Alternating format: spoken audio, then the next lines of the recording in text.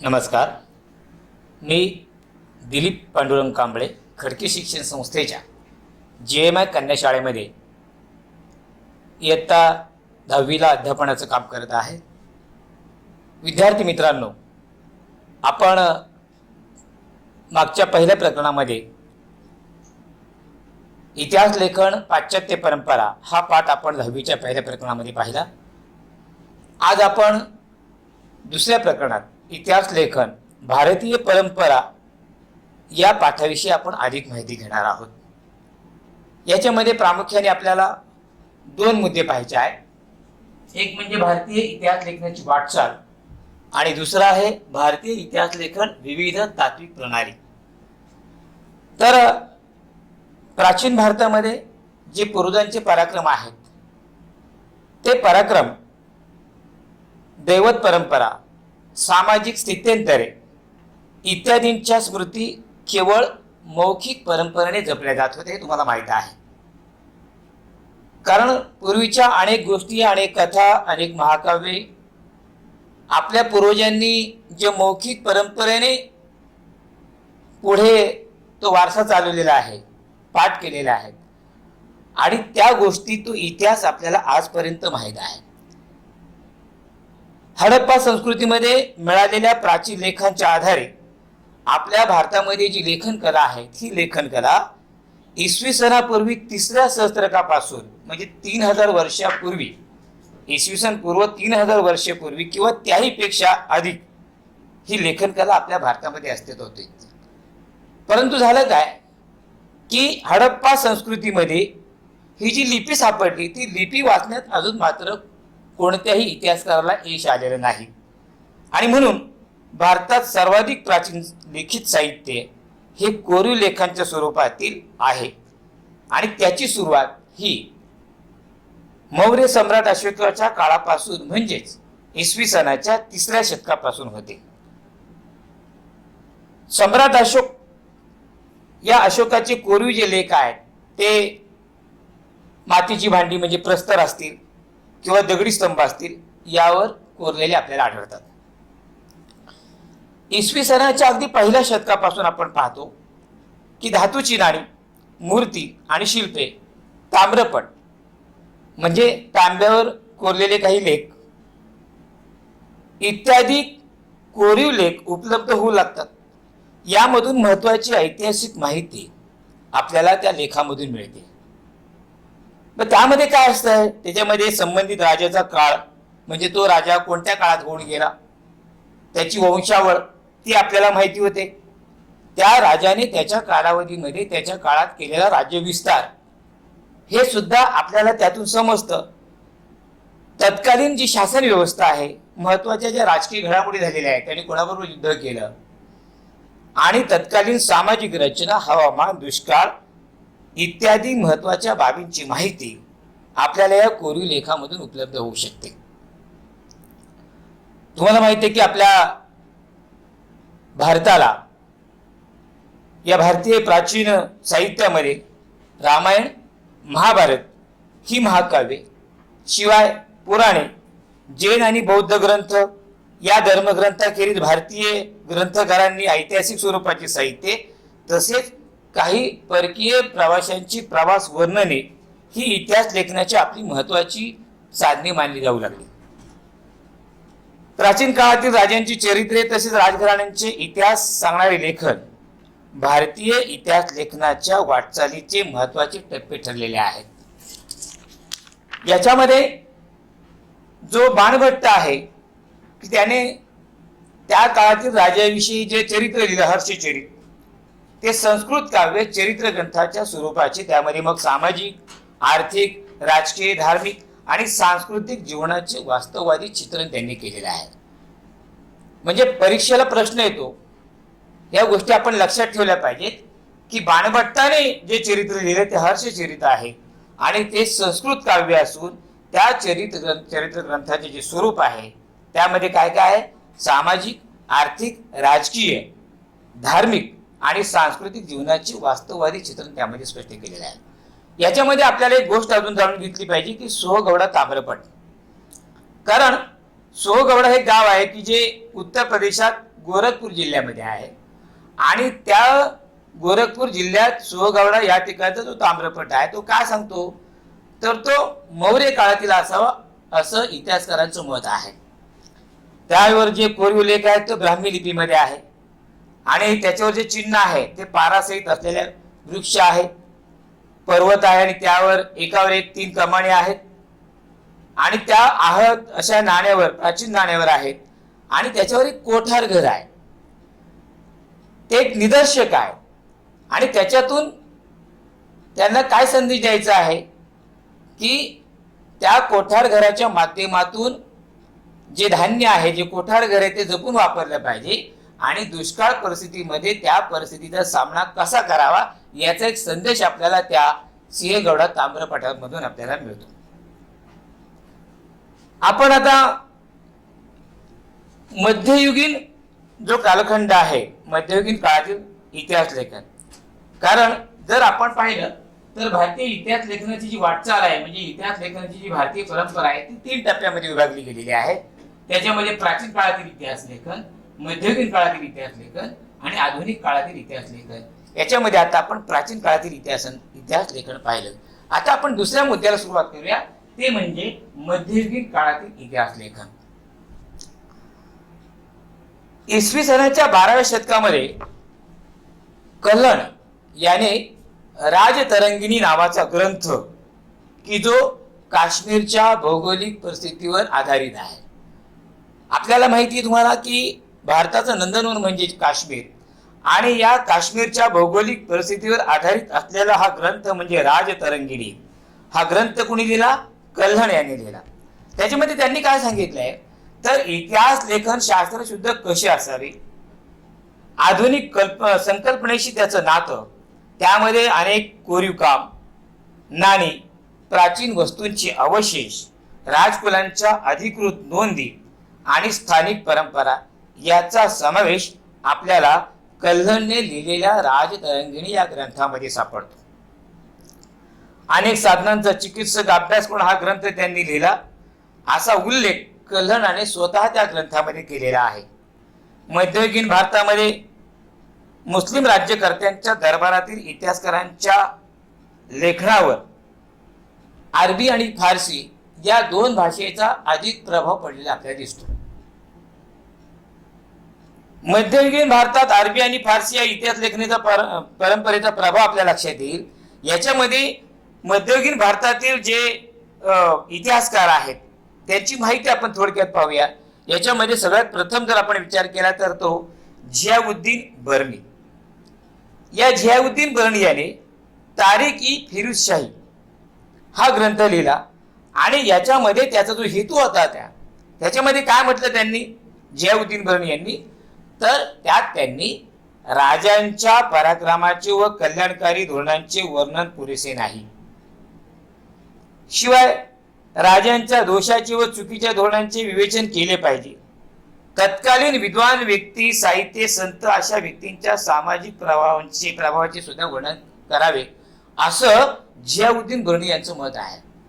म्हणजे इतिहास लेखन करत असताना फक्त त्या राजांच्या पराक्रमाचे किंवा कल्याणकारी धोरणांचं वर्णन न करता त्या काळामध्ये त्या राजाच्या हातून ज्या चुका झालेल्या आहेत, जे दोष झालेले आहेत त्याचं सुद्धा वर्णन केलं पाहिजे, त्याचे विवेचन केलं पाहिजे. शिवाय त्या राजाच्या काळामध्ये त्याच्या दरबारात जे काही विद्वान व्यक्ती असतील त्या व्यक्ती, त्यांचं लिहिलेलं साहित्य, त्या काळामध्ये त्या राजाच्या दरबारी असलेले संत अशा व्यक्तींच्या सामाजिक प्रभावाचे सुद्धा वर्णन आले पाहिजे असं झियाउद्दीन बर्नी यांचं मत आहे.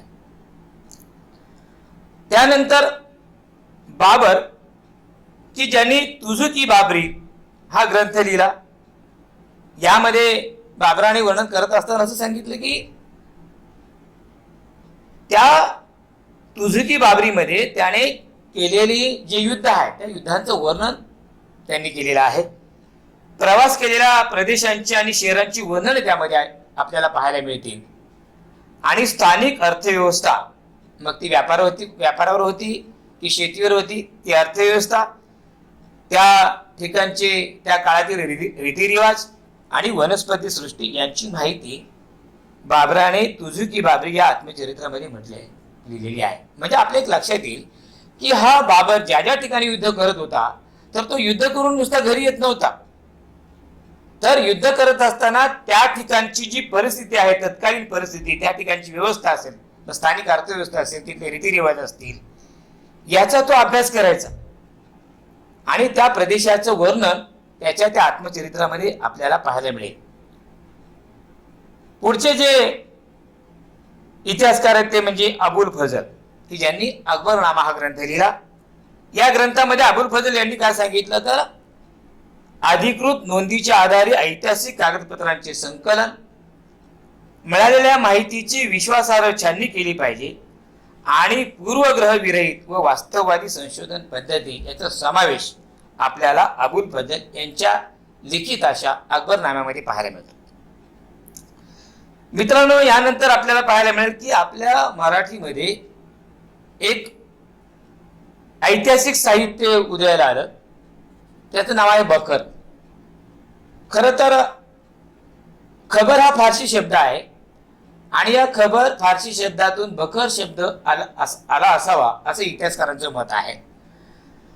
आता बखर म्हणजे काय तर याच्यामध्ये ऐतिहासिक साहित्य, याच्यामध्ये काय केलेलं आहे तर शूरवीरांचे गुणगान आहे, त्याच्यामध्ये ऐतिहासिक घडामोडी आहेत, त्यामध्ये ज्या ज्या लढाया झालेल्या आहेत त्या लढाईंचं वर्णन या बखरमध्ये आलेलं आहे आणि थोर पुरुषांची चरित्र याविषयी लेखन या बखरमध्ये झालेले आहे. आता आपण जर पाहिलं तर या बखरीचे अनेक विषय आहेत, त्यामध्ये सभासदांची बखर, भाऊसाहेबांची बखर आणि होळकरांची कैफियत. मराठी भाषेत विविध प्रकारच्या ज्या बखरी आल्या त्याच्यामध्ये सगळ्यात प्रथम आपण जी बखर पाहूया ती म्हणजे सभासद बखर. छत्रपती राजाराम महाराजांच्या कारकिर्दीमध्ये कृष्णाजी अनंत सभासद यांनी जी बखर लिहिली ती अर्थातच हिंदवी स्वराज्याचे संस्थापक कुलवाडी भूषण रहितेचे राजे छत्रपती शिवाजी महाराज यांच्या कारकिर्दीची माहिती आपल्याला या सभासद बखरीमध्ये वाचायला मिळेल. त्यानंतरची दुसरी बखर आहे ती म्हणजे भाऊसाहेबांची बखर. त्यामध्ये त्यांनी पानिपतच्या लढाईचे वर्णन केलेलं आपल्याला मिळेल. होळकरांची कैफियत याच्यामध्ये होळकरांचे घराणे आणि त्यांनी समाजासाठी दिलेले योगदान असे अनेक बखरीचे विषय आपल्याला पाहायला मिळतात. आता बखरीचे जर आपण प्रकार पाहिले तर ते पुढील प्रमाणे प्रकार आहेत. एक म्हणजे चरित्रात्मक, वंशावली चरित्रात्मक, प्रसंग वर्णनात्मक आणि पंथीय आत्मचरित्रपर, कैफियत, पौराणिक आणि राजनीतीपर असे बखरींचे काही प्रकार आहेत. मागाशी मी जे सांगितले ते म्हणजे सभासद बखर, भाऊसाहेबांची बखर, त्यानंतर होळकरांची कैफियत हे बखरीचे विषय होते आणि आता जे सांगितले ते बखरीचे प्रकार आहेत. आता आपल्याला हे सुद्धा माहिती असलं पाहिजे की अल्बेरुनीने विविध ज्ञानशाखामध्ये भारतीयांनी केलेली कामगिरी आणि भारतीय समाज जीवन याची माहिती या अरेबिक भाषेमध्ये लिहून ठेवलेली आहे. कोणी? अल्बेरुनीने. अनेक परदेशी इतिहासकारांनी भारताविषयी माहिती देणारे ग्रंथ लिहिले. त्याच्यामध्ये काही परदेशी इतिहासकारांचा आपण या ठिकाणी आवर्जून उल्लेख करू शकतो की ते म्हणजे हसन निजामी. हसन निजामी यांनी जो लिहिलेला ग्रंथ आहे तो म्हणजे ताजुल मासिर. मिनाजी सिराज त्यांनी लिहिलेला आहे तबाकत ई नासिरी. आमिर खुसरो यांनी विपुल लेखन केलेलं आहे. तुझविकी तिमुरी यांचे आत्मचरित्र आहे. याह्या बिन अहमद सरींदी यांनी जे लिहिलेलं आहे ते तारिक ई मुबारक शाही. यांसारखे ग्रंथ महत्वाचे आहेत आणि यातून आपल्याला आपल्या भारतातील मध्ययुगीन कालखंडाविषयी अधिक माहिती मिळते. याशिवाय काही परदेशी प्रवासी आपल्या भारतामध्ये येऊन गेले आणि या परदेशी प्रवाशांनी सुद्धा काही जे वृत्तांत लिहून ठेवलेले आहेत ती सुद्धा इतिहासाच्या दृष्टीने अत्यंत महत्वाची साधने आहेत. त्यामध्ये मग Ibn Battuta, Abdul Razzaq, Marco Polo, Niccolo Conti, Barbosa आणि डॉमिंगोस हे त्यापैकी इतिहासकार होते. ईश्वरदास नागर, भीमसेन सक्सेना, खाफी खान, निकोलाय मनुची हे बादशाह औरंगजेबाच्या काळातील इतिहासकार मुघल काळातील इतिहास समजून घेण्यासाठी महत्वाचे ठरतात. आधुनिक काळातील इतिहास लेखन आणि ब्रिटिश इतिहास काळ. आपण आता पुढच्या मुद्द्याकडे जाऊया. तर आधुनिक काळातील जे इतिहास लेखन आहे ते आधुनिक काळातील इतिहास लेखन म्हणजे अर्थात ब्रिटिश इतिहास आहे. कारण तुम्हाला माहिती आहे की आपल्या भारतामध्ये या आधुनिक काळामध्ये म्हणजे 16व्या-17व्या शतकामध्ये हे युरोपीय लोक आपल्या भारतात व्यापार करण्यासाठी आले आणि त्याच्यामध्ये जास्तीत जास्त वर्ष जर आपल्या भारतामध्ये वसाहतीच्या माध्यमातून सत्ता केली असेल तर ती ब्रिटिशांनी. मग हा आधुनिक काळातील इतिहास लेखन म्हणजेच काय तर ब्रिटिश इतिहास काळ. कारण 20व्या शतकाच्या राजवटीमध्ये म्हणजे 20व्या शतकात ब्रिटिशांच्या राजवटीमध्ये भारतीय पुरातत्वाच्या अभ्यासाला सुरुवात झाली. म्हणजे ब्रिटिश इथं आल्यानंतर 20व्या शतकात त्यांनी या पुरातत्व अभ्यासाला सुरुवात केली. भारतीय पुरातत्व संरक्षण खात्याचे पहिले सरसंचालक म्हणजे पहिले मंत्री जे होते त्यांचं नाव आहे अलेक्झांडर कनिंगहॅम. प्राचीन स्थळांचे उत्खनन त्यांनी त्यांच्या कारकिर्दीमध्ये सुरू केले आणि त्यांनी प्रामुख्याने बौद्ध धर्मग्रंथामध्ये भारतातील जी जी महत्वाची स्थळं होती त्या ठिकाणी त्यांनी उत्खनन करायला सुरुवात केली. त्या ठिकाणी त्यांनी लक्ष केंद्रित केले. त्यानंतर दुसरे जे सरसंचालक होते तर ते सरसंचालक होते जॉन मार्शल. तर हे सुद्धा अत्यंत महत्वाचे आहेत कारण आपल्या भारतात जवळजवळ 3000 वर्षापूर्वी ज्या संस्कृतीचा शोध लागला म्हणजे 1920 मध्ये जेव्हा लाहोर आणि मुलतान या दरम्यानचा रेल्वे मार्गाच्या उत्खननाला सुरुवात झाली तेव्हा 1920 मध्ये लाहोर मुलतान उत्खननाच्या मध्ये जॉन मार्शल यांना जी एक संस्कृती सापडली ती आपल्या भारताच्या दृष्टिकोनातून अत्यंत महत्वाची होती. तिचं नाव होतं हडप्पा संस्कृती. इसवी सन पूर्वी 3ऱ्या सहस्त्रकापर्यंतचा जो इतिहास आहे तो इतिहास या हडप्पा संस्कृतीच्या माध्यमातून आपल्याला पाहायला मिळतो. ब्रिटिश अधिकाऱ्यांनी आपल्या भारतामध्ये येऊन आपल्या भारताच्या इतिहासाविषयी संस्कृतीविषयी काही लेखन केले पण त्यांच्या लेखनावर ब्रिटिशांच्या वसाहतवादी धोरणांचा प्रभाव आपल्याला दिसतो. कारण ब्रिटिशांनी आपल्या भारतामध्ये येऊन जेव्हा इतिहास लेखन केलं तेव्हा साहजिकच त्यांनी आपल्या इतिहासाला कमी लेखलं. कारण जर का ते आपल्या भारताची इतिहास परंपरा जर का जगाच्या समोर मांडत होते तर त्यांना या ठिकाणी आपल्या भारतामध्ये वसाहत स्थापन करणे किंवा ती टिकवणे अवघड होत होते आणि म्हणून इतिहास लेखनाच्या बाबतीमध्ये ब्रिटिश इतिहासकार हे पूर्वग्रह दूषितच होते. त्यामध्ये जे इतिहासकार आहेत ते आपण पाहूया. त्यामध्ये आहे जेम्स मिल की ज्यांनी the history of British India पहा म्हणजे याला सुद्धा नाव काय दिलं the history of British India. म्हणजे याच्यातूनच आपल्या लक्षात येतं की जे ब्रिटिश इतिहासकार आहेत त्यांनी भारताच्या इतिहासासंदर्भात जे लेखन केलेलं आहे ते अर्थातच पूर्वग्रह दूषित आहे.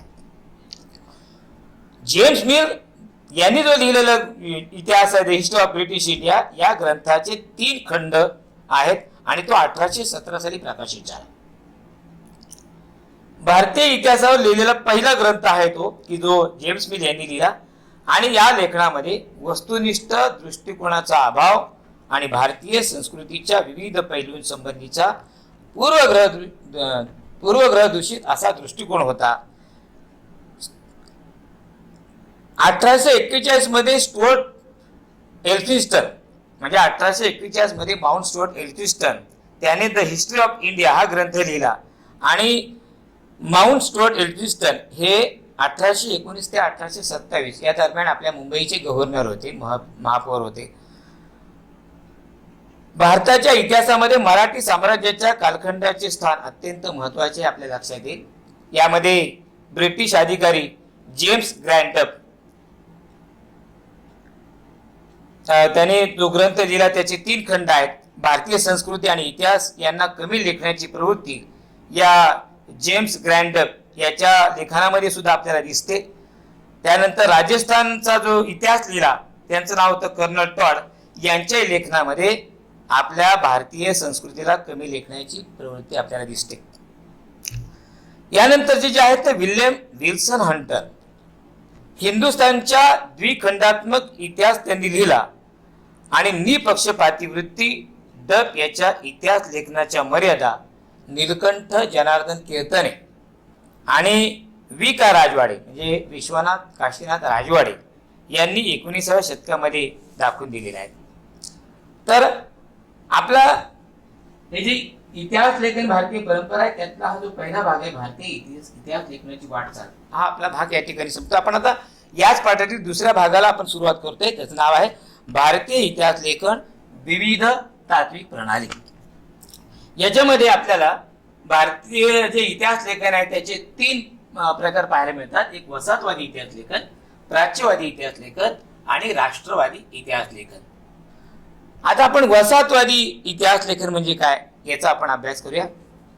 भारतीय इतिहासाचा अभ्यास आणि लेखन करणाऱ्या सुरुवातीच्या इतिहासकारांमध्ये प्रामुख्याने ब्रिटिश अधिकारी तसेच ख्रिश्चन धर्म प्रसारकांचा अंतर्भाव होता. कारण आपल्या भारताचा जो इतिहास लिहिला त्याच्यामध्ये ब्रिटिश अधिकारी आणि ख्रिश्चन धर्म प्रसारक यांचा जास्तीत जास्त अंतर्भाव होता. भारतीय संस्कृती गौण दर्जाची आहे या पूर्वग्रहाचे प्रतिबिंब आपल्याला त्यांच्या लेखनामधून स्पष्ट जाणवतं. वसाहतवादी ब्रिटिश सत्तेच्या समर्थनासाठी त्यांच्या इतिहास लेखनाचा वापर केला गेला. 1922 ते 1937 दरम्यान प्रसिद्ध झालेले केम्ब्रिज हिस्ट्री ऑफ इंडिया या ग्रंथाचे 5 खंड वसाहतवादी इतिहास लेखनाची ठळक उदाहरणं आपल्याला सांगता येतील. यानंतर आहे प्राच्यवादी इतिहास. आता प्राच्यवादी इतिहास म्हणजे काय तर युरोपमधील अभ्यासकांमध्ये पूर्वेकडील संस्कृती आणि देश यांच्याबद्दल कुतूहल जागृत झालेले होते. म्हणजे युरोप अर्थात युरोप खंड हा आपल्या भारताच्या पश्चिमेला आहे. म्हणजे युरोपच्या पूर्वेला जे देश आहेत, मग आपला भारत असेल, कारण तेव्हा आपला अखंड भारत होता. पाकिस्तान, बांगलादेश, भारत हा अखंड होता. चीन असेल, या पूर्वेकडच्या देशांच्या संस्कृतीविषयी या ब्रिटिश लोकांना अर्थात युरोपातील अभ्यासकांना एक कुतूहल होतं. त्यांना त्याबद्दल आदर कौतुक असलेले काही अभ्यासक त्यांच्यामध्ये होते. त्यांना आपण काय म्हणूया प्राच्यवादी इतिहासकार असं त्यांना म्हटलं गेलं. ज्या युरोपीय इतिहासकारांनी लेखन केले त्यांना काय म्हणता येईल मग आपल्याला प्राच्यवादी इतिहास लेखक. या लेखकांनी संस्कृत व युरोपीय भाषा तसेच वैदिक वाङ्मय आणि संस्कृत साहित्य यांचा तुलनात्मक अभ्यास केला. हे जे प्राच्यवादी इतिहासकार आहेत युरोप खंडातले, त्यांनी या ठिकाणी येऊन आपल्या देशातील किंवा पूर्वेकडची जी मूळ भाषा आहे संस्कृत भाषा आणि युरोपीय भाषा शिवाय वैदिक वाङ्मय आणि संस्कृत याचा एक तौलनिक अभ्यास केलेला दिसतो आपल्याला. या भाषांची जननी असणारी एक प्राचीन इंडो युरोपीय भाषा त्या काळामध्ये अस्तित्वात होती. या सगळ्या भाषांची जी जननी आहे ती म्हणजे प्राचीन इंडो युरोपीय भाषा ही त्या काळामध्ये अस्तित्वात होती, अशी कल्पना या प्राच्यवादी इतिहासकारांनी मांडलेली आहे. म्हणजे प्राच्यवादी इतिहासकार कोण आहेत ते आपण क्रमशः पाहूया. प्राच्यवादी इतिहासकार सर विल्यम जोन्स इसवी सन 1784 मध्ये कोलकाता येथे एशियाटिक सोसायटीची स्थापना प्राचीन भारतीय वाङ्मय व इतिहास यांच्या अभ्यासाला चालना दिली गेली. म्हणजे सर विल्यम जोन यांनी 1784 मध्ये कोलकाता या ठिकाणी एशियाटिक सोसायटीची स्थापना केली आणि प्राचीन भारतीय वाङ्मय आणि इतिहासाच्या अभ्यासाला एक प्रकारे त्यांनी चालना दिली. त्यानंतरचे जे प्राच्यवादी इतिहासकार आहेत ते म्हणजे फ्रेडरिक मॅक्स म्युलर. संस्कृत साहित्याचा अभ्यासक म्हणून त्यांची ख्याती आहे. हितोपदेश या संस्कृत ग्रंथाचा त्यांनी काय केलेला आहे की जर्मन भाषेमध्ये अनुवाद केला. The sacred books of the east या नावाने 50 खंड प्रकाशित त्यांनी केलेले आहेत. शिवाय आपण जे पाहतो ऋग्वेद, यजुर्वेद, सामवेद, अथर्ववेद, तर त्यापैकी ऋग्वेदाचे संकलन त्यांनी केलेले आहे ते म्हणजे जर्मन भाषेमध्ये त्यांनी भाषांतर केलं. म्हणजे the sacred books of the east या नावाने ज्यांनी 50 खंड प्रकाशित केले आणि ऋग्वेदाचे त्यांनी संकलन केले आणि जर्मन भाषेमध्ये भाषांतर केलेले आहे. प्राच्यवादी इतिहासकारांच्या लेखनातील छुपे साम्राज्यवादी हितसंबंध प्रकाशात आणण्याचे काम एडवर्ड सईद यांनी केलेले आहे. हे आपल्याला विसरून चालणार नाही. आता आपण या ठिकाणी वसाहतवादी इतिहास लेखन, प्राच्यवादी इतिहास लेखन आणि हे पाहिलं. आता आपण पाहूया राष्ट्रवादी इतिहास लेखन.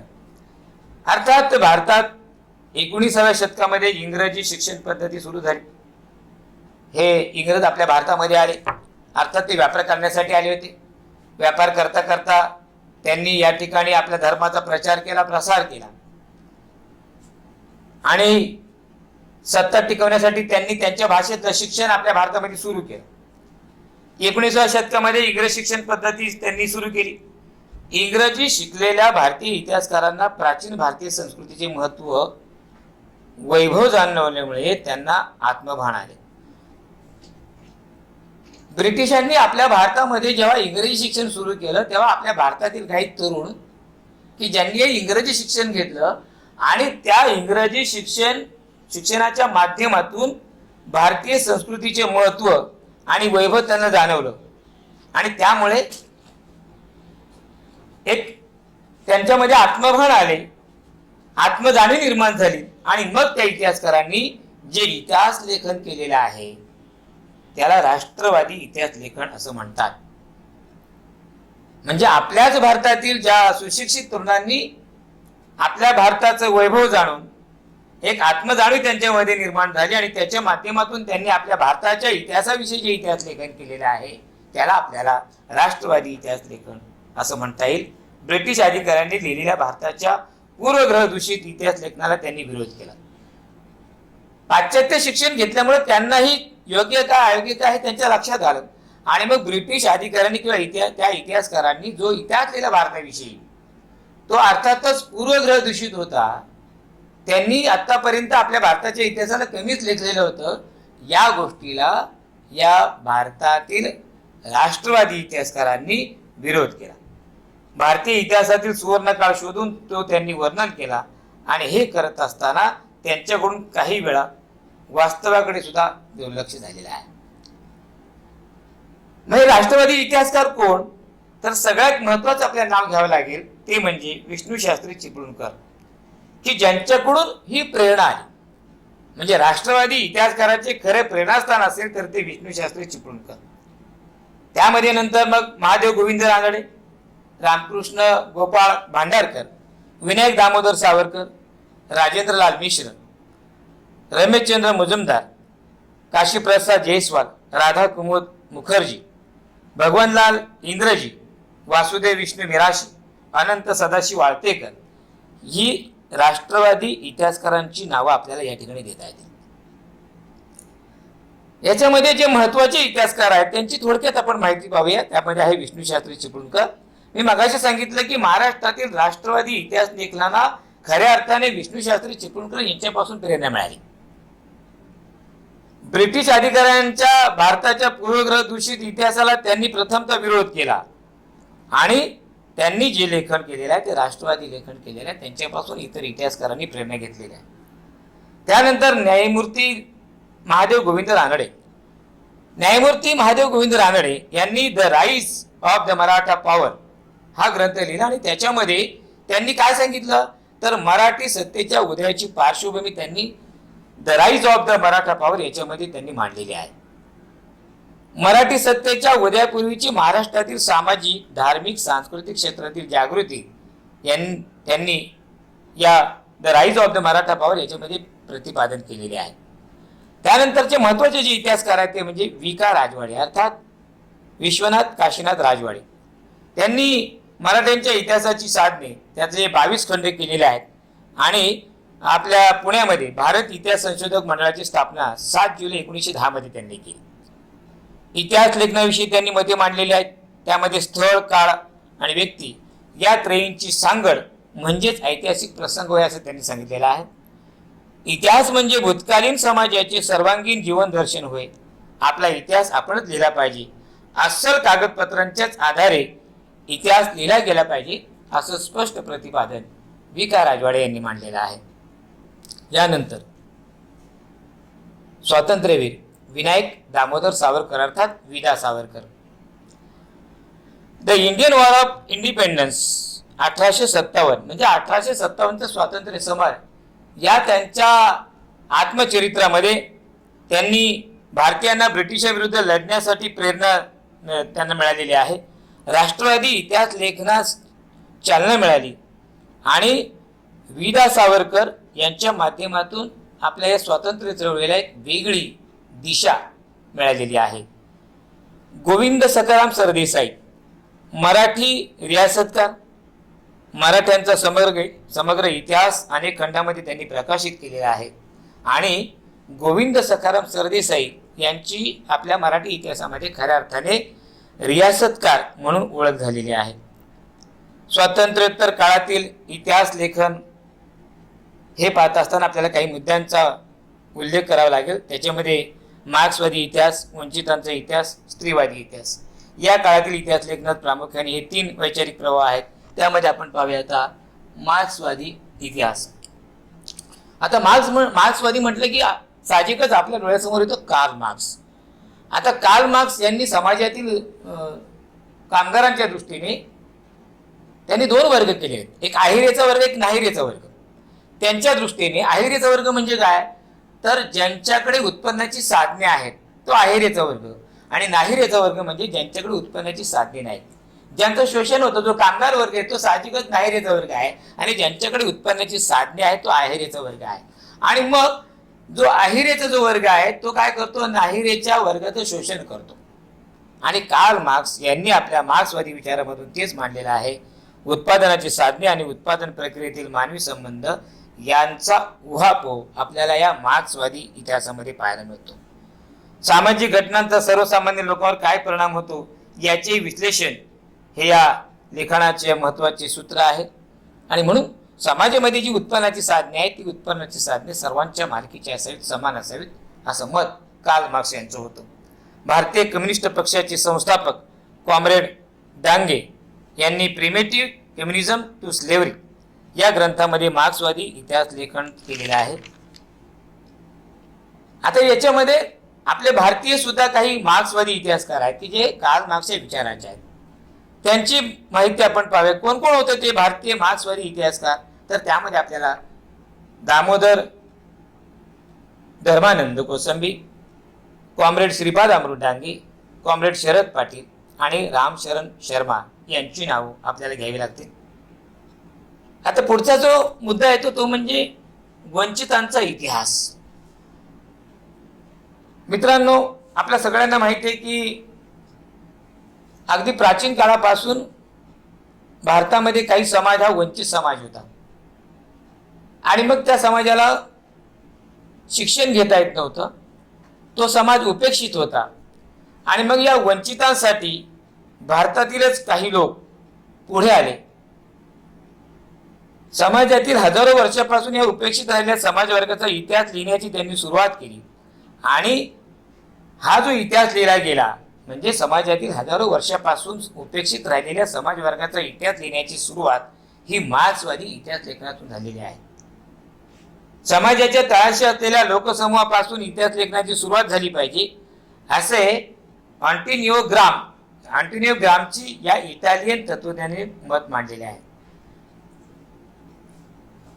अँटोनियो ग्रामची हा जो इटालियन तत्वज्ञ आहे याचं मत काय आहे, तर समाजाच्या तळाशी असलेला जो लोकसमूह आहे त्या लोकसमूहापासूनच खऱ्या अर्थाने इतिहास लेखनाची सुरुवात झाली पाहिजे असं अँटोनियो ग्रामची म्हणतो.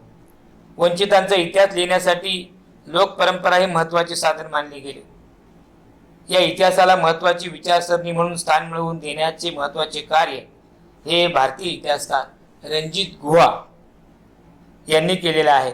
आणि त्यांच्या पूर्वीच म्हणजे रणजित गुहा यांनी जे कार्य केलं या वंचितांना न्याय मिळवून देण्यासाठी, त्यांच्या अगोदर महात्मा ज्योतिराव फुले आणि डॉक्टर बाबासाहेब आंबेडकर यांनी त्यांच्या लिखाणातून न्याय मिळवून देण्याचा प्रयत्न केलेला आहे.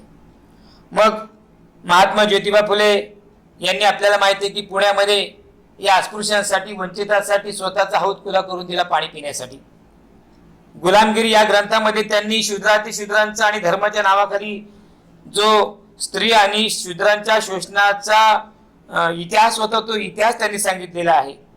डॉक्टर बाबासाहेब आंबेडकरांनी तर मार्च 14 तळे असेल किंवा नाशिकचा काळाराम मंदिराचा सत्याग्रह असेल, या सत्याग्रहांच्या माध्यमातून दलितांवर जे अन्याय होत होते ते अन्याय त्यांनी हू वेअर द शूद्राज आणि द अनटचेबल्स या ग्रंथामध्ये त्यांनी मांडलेला आहे. भारताच्या राजकीय आणि सांस्कृतिक जडणघडणातील त्यांचे स्थान यावर त्यांनी प्रकाश टाकलेला आहे. म्हणजे महात्मा ज्योतिबा फुलेंनी गुलामगिरी या माध्यमातून म्हणजे गुलामगिरी या ग्रंथातून शूद्रांचा इतिहास मांडण्याचा प्रयत्न केला. डॉक्टर बाबासाहेब आंबेडकरांनी हू वेअर द शूद्राज आणि द अनटचेबल्स या दोन ग्रंथातून आपल्या भारतातील जी सामाजिक विषमता आहे ती विषमता भारताच्या राजकीय सांस्कृतिक जडणघडणीतील त्यांचे स्थान यावर त्यांनी प्रकाश टाकण्याचा प्रयत्न केलेला आहे. पुढचा जो मुद्दा येतोय तो म्हणजे स्त्रीवादी इतिहास. आता आपल्याला माहिती आहे की अनेक वर्षापासून आपल्या भारतामध्ये ही पुरुष प्रधान संस्कृती आहे आणि जेव्हा इतिहास लेखन केलं जायचं तेव्हा साहजिकच स्त्रियांच्या कामगिरीच्या बाबतीमध्ये थोडंसं दुर्लक्ष व्हायचं. स्त्रीवादी इतिहास लेखिकांसमोरील जी आव्हाने ती आव्हाने यामध्ये आपण स्पष्ट करत असताना प्रारंभीच्या काळामध्ये पुरुष इतिहासकार असल्याने स्त्रियांच्या कामगिरीकडे त्यांनी दुर्लक्ष केलेलं आहे आणि त्यावर प्रकाश टाकणे आवश्यक होते आणि म्हणून खऱ्या अर्थाने स्त्रीवादी इतिहास लेखिकांसमोर काही आव्हाने होती.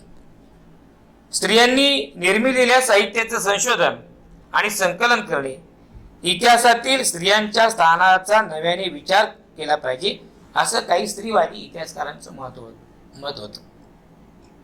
यामध्ये मग कोणकोणत्या त्या स्त्रीवादी इतिहास लेखिका होत्या?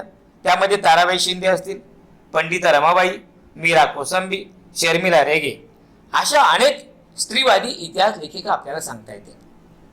स्त्री पुरुष तुलना की जो 1882 मध्ये हा ग्रंथ लिहिला गेला, ताराबाई शिंदे यांनी लिहिलेल्या स्त्री पुरुष तुलनेमध्ये भारतातील पहिली स्त्रीवादी इतिहास लेखन त्यांनी त्यामध्ये केलेला आहे आणि असा पहिली स्त्रीवादी इतिहास लेखन असणारा तो ग्रंथ आहे की ज्याचं नाव आहे स्त्री पुरुष तुलना.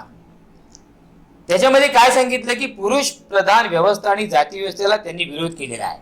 ताराबाई शिंदे यांनी स्त्री पुरुष तुलना यामध्ये पुरुष प्रधान व्यवस्था आणि जाती व्यवस्थेला कडाडून विरोध केलेला आहे.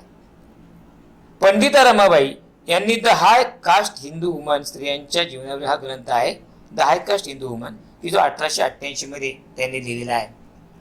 Meera Kosambi crossing thresholds feminist essays इत्यादी सोशल हिस्ट्री म्हणजे या माध्यमातून मीरा कोसंबी यांनी या ग्रंथातून स्त्रियांच्या अन्यायाला वाचा फोडण्याचा प्रयत्न त्यांनी केलेला आहे. पंडिता रमाबाई म्हणजे भारतातील पहिल्या कार्यरत स्त्री डॉक्टर रखमाबाई यांच्या कार्यावरील निबंध लिहिला. पंडिता रमाबाईंनी जो निबंध लिहिला आपल्या भारतातील पहिल्या कार्यरत स्त्री डॉक्टर कोण तर डॉक्टर रखमाबाई. कारण खऱ्या अर्थाने आपल्या भारतातील पहिली जर स्त्री डॉक्टर पाहिलं तर आपल्याला माहिती आहे की डॉक्टर आनंदीबाई गोपाळ जोशी, परंतु दुर्दैवाने प्रॅक्टिस करण्याच्या आधीच त्यांचं निधन झालं आणि म्हणून पहिल्या कार्यरत जर स्त्री डॉक्टर असतील आपल्या भारतातल्या त्या म्हणजे डॉक्टर रखमाबाई यांच्या कार्यावरील निबंध पंडिता रमाबाई यांनी लिहिलेला आहे. स्त्रियांच्या दृष्टिकोनातून सामाजिक वर्ग जात इत्यादी संबंधी लेखन हे पंडिता रमाबाईंनी याच्यातून केलेलं आहे. त्यानंतरच्या स्त्रीवादी इतिहास लेखिका आहेत त्या म्हणजे Sharmila Rege, writing caste, writing gender, reading Dalit women's testimonies या माध्यमातून त्यांनी महाराष्ट्रातील स्त्रियांच्या दयनीय अवस्थेवर त्यात लेखन केलेलं आहे आणि दलित स्त्रियांच्या आत्मचरित्रावर त्यांनी लिहिलेल्या निबंधाचे संकलन आपल्याला या ग्रंथामध्ये पाहायला मिळतं. Writing caste, writing gender, reading Dalit women's testimonies या ग्रंथामध्ये आपल्याला हे संकलन पाहायला मिळेल.